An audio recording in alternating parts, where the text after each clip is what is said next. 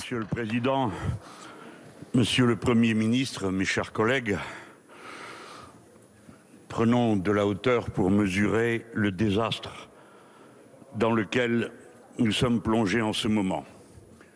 Le GIEC annonce des changements irréversibles dans le climat, la moitié de l'humanité et de la biodiversité sont menacées, mais nous sommes cloués dans un conflit qui peut dégénérer à tout instant en guerre nucléaire, détruisant plus vite encore toute l'humanité. James Webb, le plus puissant télescope que l'humanité ait jamais construit, est entré en fonction limite de l'orbite de notre planète, mais il nous faut avoir pour priorité de surveiller depuis l'espace des mouvements de camions militaires. L'humanité est ainsi plongée dans une régression consternante, car en une nuit d'invasion, le gouvernement nationaliste de la Russie vient de nous ramener au XIXe siècle, quand les différends entre les puissances se réglaient par la guerre, de nous ramener au XXe siècle, quand toute guerre en Europe devenait mondiale. Quelles que soient les causes de l'invasion de l'Ukraine, rien ne peut l'excuser, ni la relativiser. La menace que contient cette invasion, c'est celle d'une guerre mondiale totale, et cela en fait un crime contre l'intérêt général humain de notre temps. Le gouvernement de M. Poutine en porte la totale responsabilité, puisque c'est lui et personne d'autre qui est passé à l'acte. De la sorte, la politique est faite de réalité, de faits.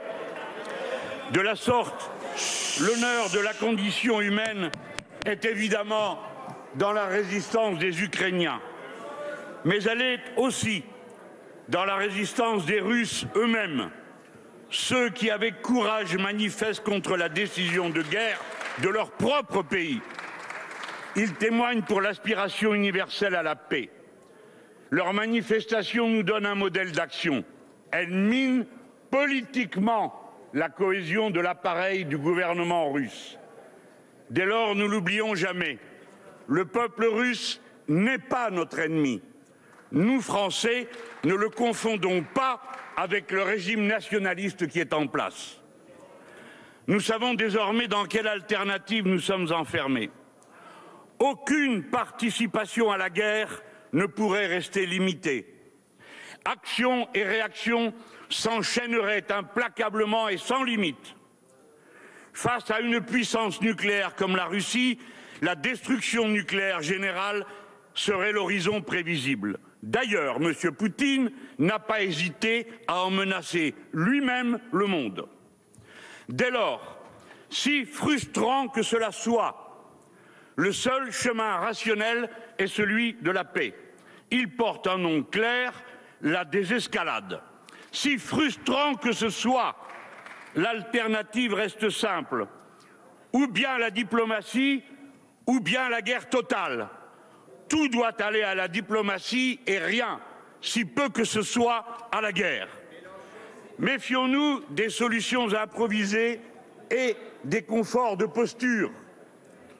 Les moyens que nous employons ne doivent jamais pouvoir se retourner contre nous. Pourtant, je regrette que l'Union européenne ait décidé de, je cite, fournir des armements nécessaires à une guerre, selon les termes du commissaire Josep Borrell, chargé des relations extérieures.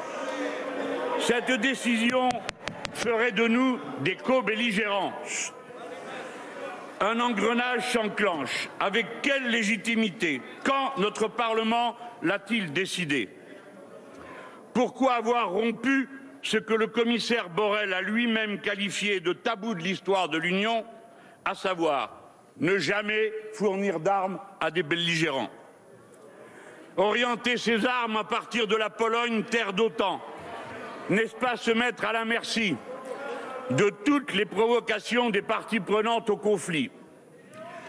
Couper le circuit financier SWIFT, n'est-ce pas engager une escalade mondiale en poussant Russes et Chinois à utiliser désormais exclusivement leur propre circuit? Quel avantage pour la paix? Mieux vaudrait plutôt prendre une initiative diplomatique radicale, c'est-à-dire accepter de traiter franchement, directement le fond du problème posé, la sécurité de chaque nation en Europe. Cette question est restée ouverte après l'implosion de l'URSS, puisque pour la première fois dans l'histoire contemporaine, un empire s'est effondré sans qu'on discute les nouvelles frontières. C'est possible, l'outil existe. Il faut pour cela ouvrir une session extraordinaire de l'Organisation pour la sécurité et la coopération en Europe, organisation créée pour cela par les accords d'Helsinki en 1975. Ce moyen existe, déclenchons-le. La solution existe aussi, c'est la proclamation de la neutralité de l'Ukraine. Le président Zelensky s'y est dit officiellement prêt. D'ailleurs, cette neutralité avait été adoptée par le Parlement de l'Ukraine en 1990, le jour de sa déclaration de souveraineté par 339 voix contre 5. Cette déclaration dit, je cite, que l'Ukraine déclare solennellement son intention d'être un État perpétuellement neutre qui ne participe à aucun bloc militaire. À cette heure, il s'agit de rendre la diplomatie plus profitable que la guerre. Il s'agit de contraindre à la négociation. Et si l'offre en était faite, la contrepartie pourrait être le cessez-le-feu immédiat pour que cesse le martyre des Ukrainiens. Disons encore qu'une telle négociation est de notre intérêt le plus direct comme Français.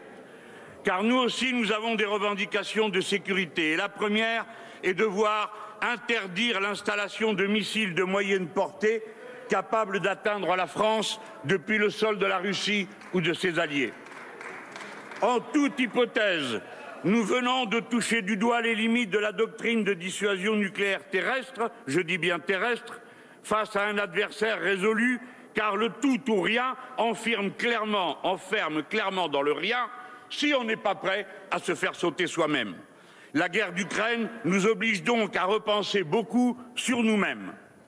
La dénucléarisation du monde doit redevenir un objectif concret de notre diplomatie, puisque la surenchère nucléaire ne peut pas avoir de sens concret. La guerre d'Ukraine vient de le prouver. Et souvenons-nous à cet instant, nonobstant les cris que vous poussez, du nombre des conflits de frontières qui s'expriment encore d'une façon ou d'une autre sur le sol du vieux continent. Aujourd'hui, 13 pays sont concernés, soit le quart des nations du vieux continent. Cela prouve combien il vaudrait mieux convoquer à temps une conférence européenne des frontières qui permette de définir les modalités de règlement des conflits dans chaque cas et d'établir ainsi une doctrine partagée par tous.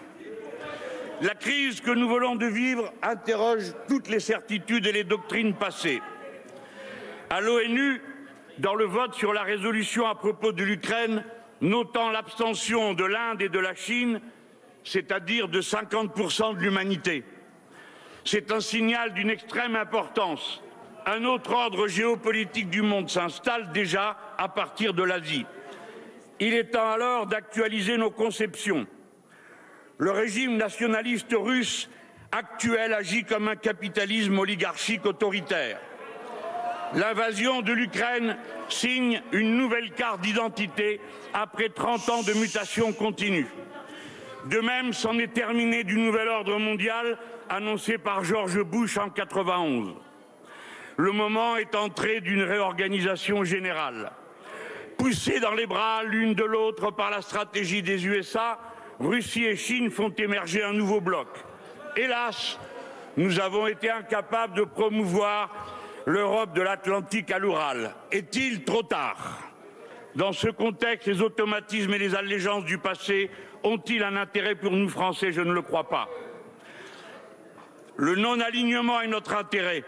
Dans la situation mouvante de notre temps, nous ne devons être les obligés de personne. La sortie de l'OTAN, organisation inefficace, participe par sa volonté d'expansion aux tensions guerrières sur notre continent. Non-alignant ne signifie pas neutralité. Le choix de la France la met du côté du droit international et ce droit est du côté de l'Ukraine. Non alignés, nous serons libres pour mener une diplomatie vraiment altermondialiste. D'une faiblesse, je conclus, faisons une force. La crise en cours comporte tous les risques mais tous les moyens d'un rebond positif. Attention, les postures de va-t-en-guerre pullulent toujours autour des conflits.